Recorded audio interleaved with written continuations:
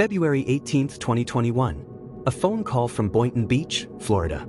A woman's voice, trembling but hopeful, talking to her friend about starting a new life in America. Then suddenly, desperately, screaming 3 words that would be the last anyone ever heard from her. No, no, no, Roberto. The line went dead. Mary Stella Gomez-Mullet, a 44-year-old Colombian immigrant who had been married for exactly 3 weeks, was never seen alive again. Her husband Roberto Colon would tell police she was swimming with the fishes. When they pressed him about her whereabouts, he smirked and said, like Humpty Dumpty, you can't put her back together again. This is the story of a green card marriage that became a death sentence, a backyard that became a gravesite, and the brutal murder that shocked even seasoned homicide detectives.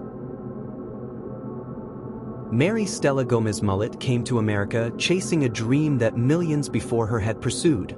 She was a scientist in Colombia, educated, intelligent, capable. But in the United States, none of that mattered.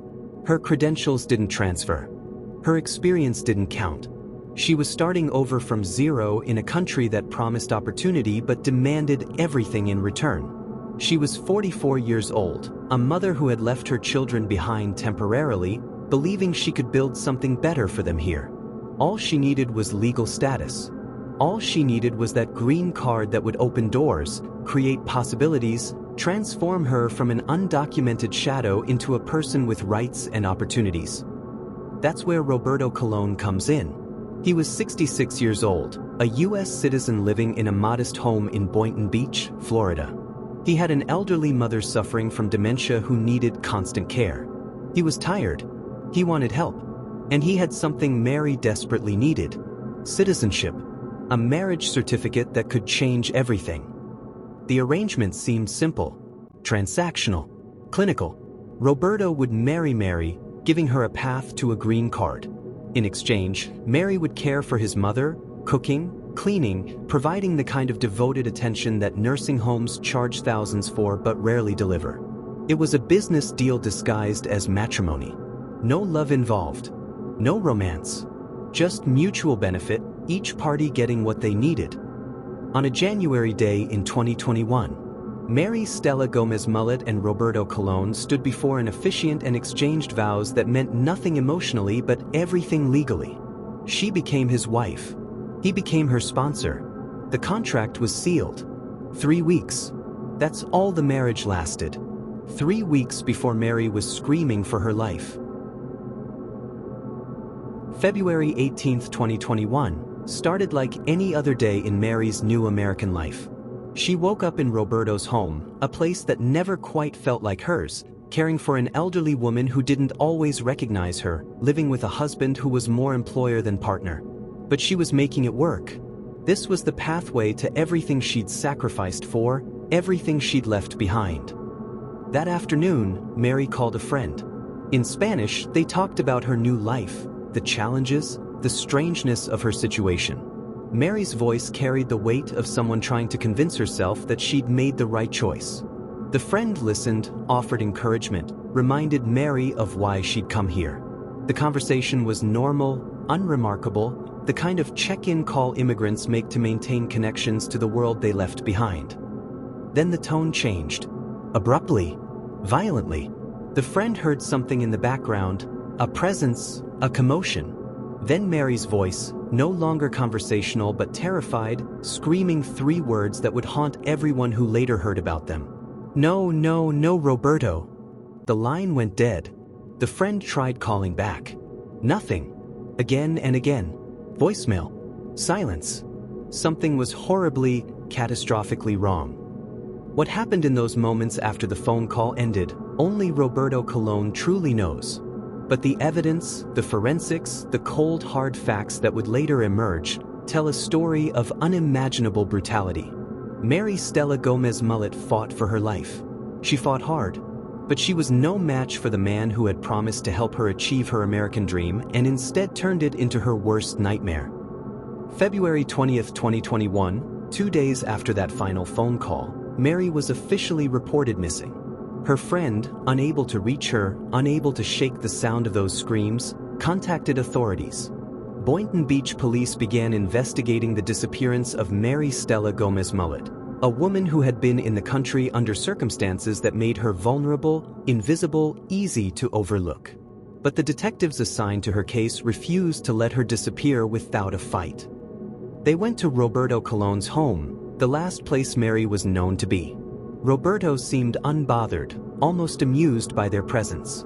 He claimed she'd left, run off, gone back to Colombia maybe. He shrugged with the casual indifference of someone discussing lost car keys rather than a missing wife. But investigators noticed something that made their instincts scream. Near Roberto's property, they found Mary's purse. It was stained with blood.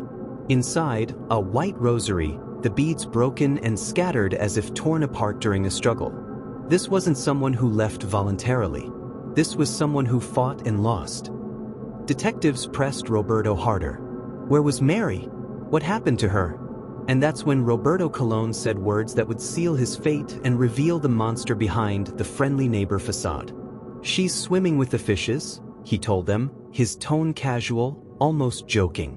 When they demanded more answers, he added another line that would become infamous in the courtroom. "Like Humpty Dumpty, you can't put her back together again." He laughed. He actually laughed. Detectives obtained a search warrant for Roberto's property. On March 5, 2021, cadaver dogs hit on the backyard. Officers began digging. What they unearthed was beyond comprehension. Mary Stella Gomez-Mullet's remains, dismembered and buried in shallow graves throughout Roberto's backyard. Her head had been severed. Her legs had been cut off. Her body had been mutilated and scattered like garbage in the very yard where she'd likely hung laundry, tended plants, tried to make a life. Roberto had strangled her. He had beaten her.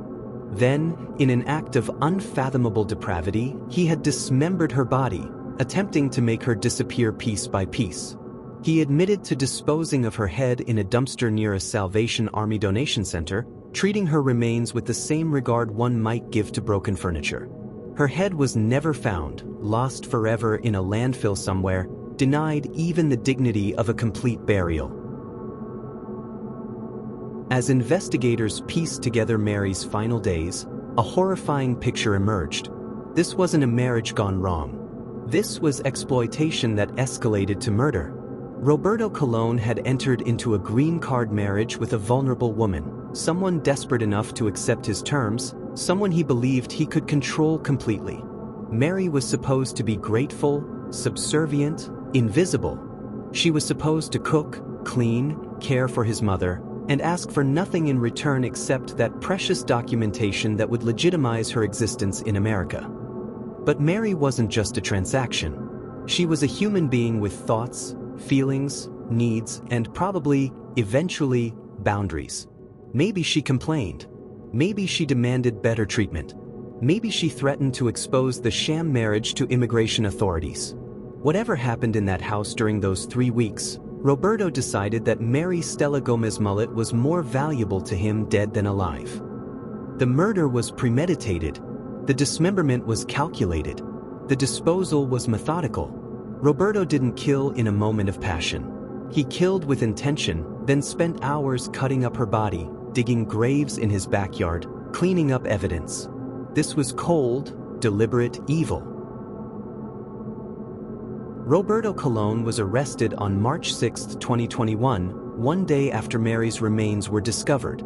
He was charged with first-degree premeditated murder. The evidence against him was overwhelming. The bloody purse, the backyard graves, his own incriminating statements about fish and Humpty Dumpty, his admission to disposing of her head.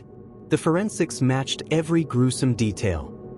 But perhaps the most damning evidence was the simplest. Motive. Roberto had entered into an illegal arrangement with Mary, a sham marriage that could result in federal immigration fraud charges. If Mary exposed him, threatened to leave, or demanded actual rights as his supposed wife, she became a liability, someone who needed to be silenced permanently. The trial took place in March 2022. Prosecutors presented a case that was as straightforward as it was horrifying.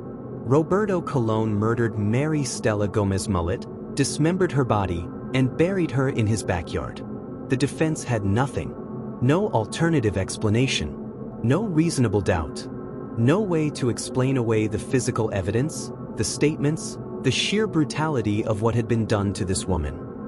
On March 9, 2022, after deliberations that lasted less time than Mary had been married to her killer, a jury found Roberto Colon guilty of first-degree premeditated murder. The verdict was unanimous.